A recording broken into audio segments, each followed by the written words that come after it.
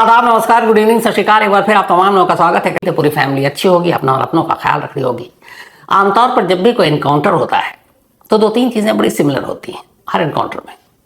एक, जिसका इनकाउंटर होता है वो मोटरसाइकिल पर भाग रहा होता है, कभी पैदल नहीं होता। वो कार में भी कम ही होता है कार में, लेकिन कम। मेजोरिटी जो है वो मोटरसाइकिल पर होता है। मोटरसाइकिल पर जब वो भागता है तो अमूमन ये भी दिखाया जाता है कि मोटरसाइकिल चोरी की है, और कई बार तो ये पता ही नहीं चलता कि वो मोटरसाइकिल है किसकी। ये कॉमन चीज़ है।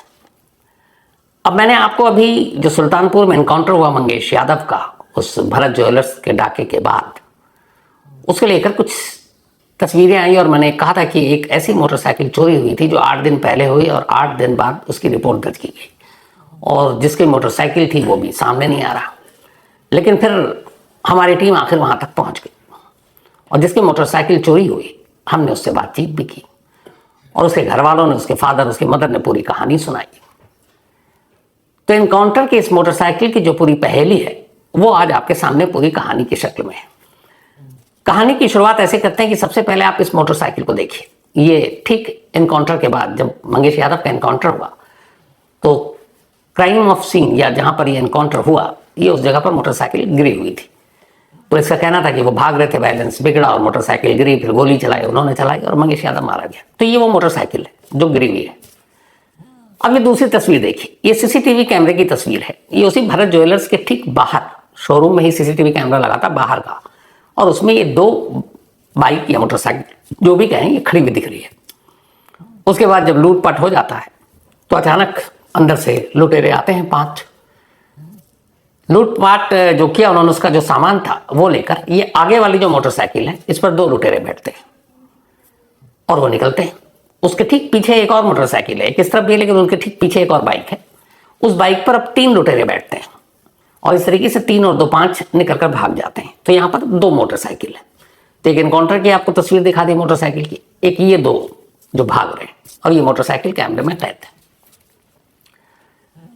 अब लगे हाथ एफआईआर की कॉपी देख लीजिए। ये एफआईआर 28 अगस्त को दर्ज हुई रात 8:11 पर, और ये जो एफआईआर दर्ज हुई है जिस मोटरसाइकिल की चोरी की, ये चोरी हुई थी 20 अगस्त को दोपहर करीब 2 बजे। लेकिन एफआईआर में आप टाइम देखिए और तारीख देखिए, 28 अगस्त 8:11 पर। यानी कि जब भरत ज्वेलर्स में डाका पड़ा करीब 12:15 से 12:30 के दरमियान, उसके 8 घंटे के बाद 8 दिन पहले चोरी हुई मोटरसाइकिल की एफआईआर अचानक दर्ज होती है। तो आपने 3 तस्वीर देख ली। अब चलिए चौथे शख्स से भी मिल लीजिए। इनका नाम नसीम है, और ये जो नसीम है, ये जो एफआईआर आपने देखी, ये एफआईआर इन्हीं की है, और ये वही नसीम है जिनकी मोटरसाइकिल 20 अगस्त को जौनपुर के पार्थ अस्पताल के बाहर से चोरी हुई थी। 20 अगस्त को जैसे ही ये गए थे वहां पर, जब चोरी हुई तो अपनी अम्मी को दिखाने के लिए डॉक्टर के पास वहाँ दिखाया, उसके बाद बाहर आया तो गायब। इन्होंने फौरन इधर उधर ढूंढा, नहीं मिला। 112 112 नंबर पर पुलिस को कॉल किया, वहीं हॉस्पिटल से, कोई फायदा नहीं हुआ। फिर ये कोतवाली गए कंप्लेंट लेके, उन्होंने मना कर दिया। फिर ये भटकते हुए शाम रात को घर लौटे उदास, मोटरसाइकिल चोरी। फिर अगले दिन गए 21 अगस्त, कोई एफआईआर दर्ज नहीं। फिर 22 को गए, कोई एफआईआर नहीं। फिर 23 को गए, कोई एफआईआर नहीं। अब नसीम से ही पहले सुन लीजिए। मेरा नाम मोहम्मद नसीम है, पिता का नाम मकबूल अहमद। मैं कादीपुर का निवासी हूँ। मैं अम्मी का इलाज कराने जौनपुर सुभाष डॉक्टर हड्डी वाले के पास गया था। वहाँ से मेरी मोटरसाइकिल चोरी हो गई। मैं जो है पुलिस को जो है फ़ोन किया और उसके बाद जो है 112 भी डायल किया। मेरी मुकदमा जो है 28 तारीख को लिखा गया। अब नसीम की हो गई। अब नसीम के फादर जो हैं उनकी भी सुन लीजिए कि कैसे उनका बेटा लगातार कोतवाली जाता रहा, 20 के बाद 21, 22, 23। ये उनके पिता कह रहे हैं। 20, 22, 23 साल डेली सुल्तानपुर आना, जौनपुर आना जाना बहुत भारी पड़ रहा था।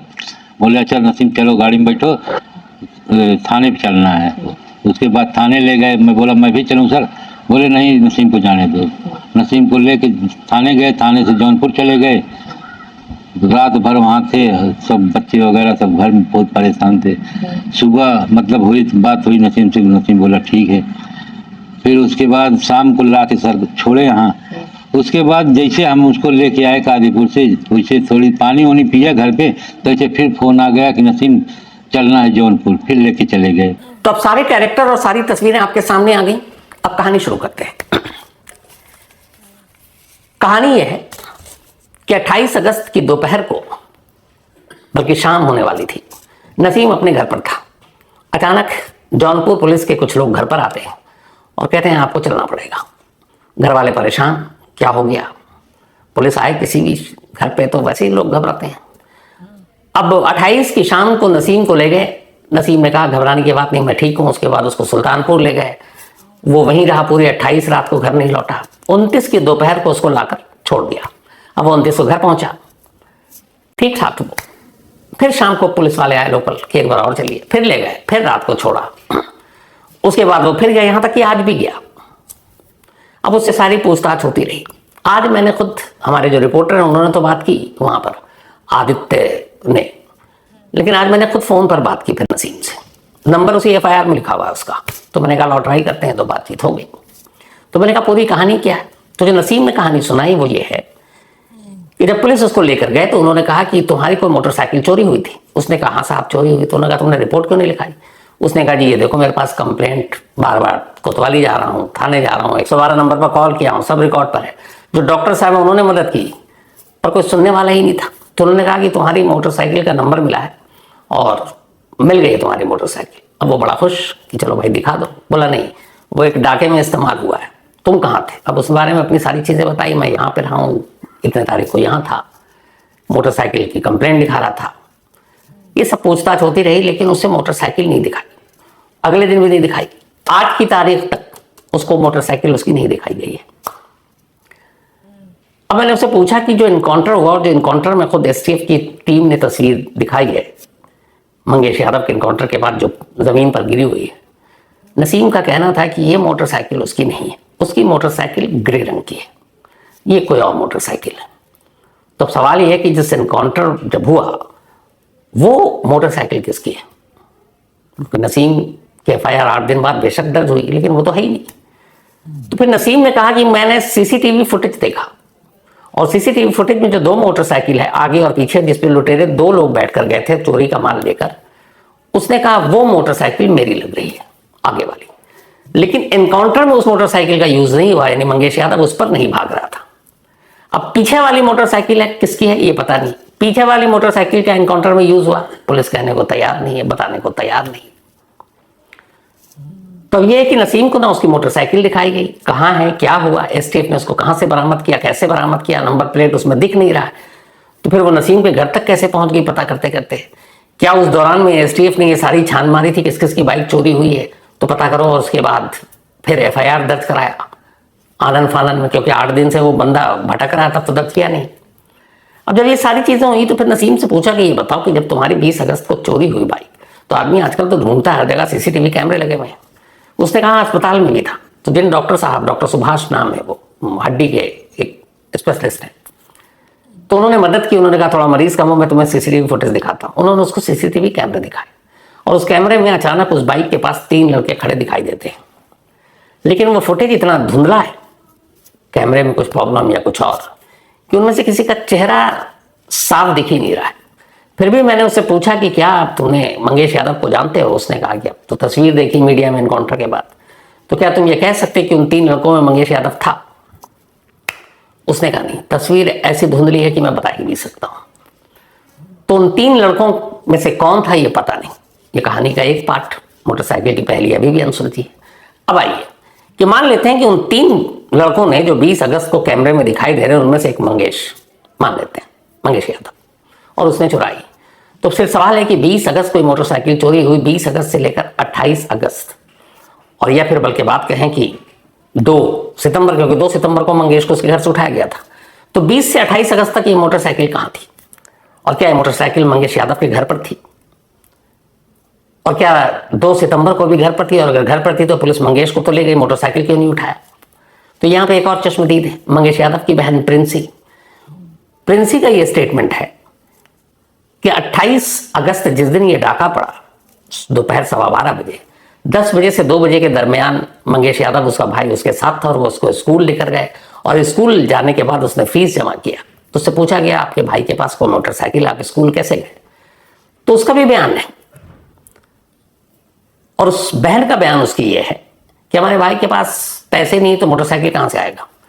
हमारे एक पड़ोसी से जब भी अगर उसे कहीं जाना होता तो एक पड़ोसी से मोटरसाइकिल लेता था उधार और उस पर बैठकर जाता था। उस दिन 28 अगस्त को भी स्कूल फीस जमा करने के लिए अपनी बहन को उसी पड़ोसी के मोटरसाइकिल पर बिठाकर वो उसे स्कूल ले गया, फिर वापस छोड़ा और मोटरसाइकिल वापस पड़ोसी को दे दिया। तो पड़ोसी भी इसमें विटनेस है और ये बयान खुद उसकी बहन का है जो कैमरे पर कह रही है। नहीं, बाइक भी नहीं है। बाइक नहीं है घर में? नहीं, बाइक भी नहीं है। तुमको स्कूल कैसे ले गया? बगल के भाई हैं उनसे लेकर तब हमको गए थे स्कूल? हाँ, स्कूल तब हम लोग गए थे। घर में कोई गाड़ी नहीं है? नहीं।